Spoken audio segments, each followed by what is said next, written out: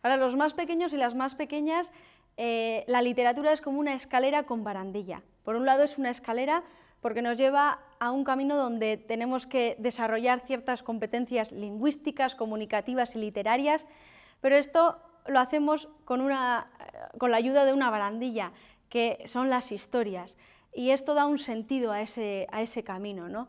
Por eso es tan importante aficionar a los más pequeños y las más pequeñas a la lectura, también a la lectura en euskera, porque da sentido a ese camino. Para saber más sobre este tema, os espero el próximo miércoles 20 de octubre a partir de las 5 de la tarde en el canal de YouTube de ERA. ERA, tu compañera.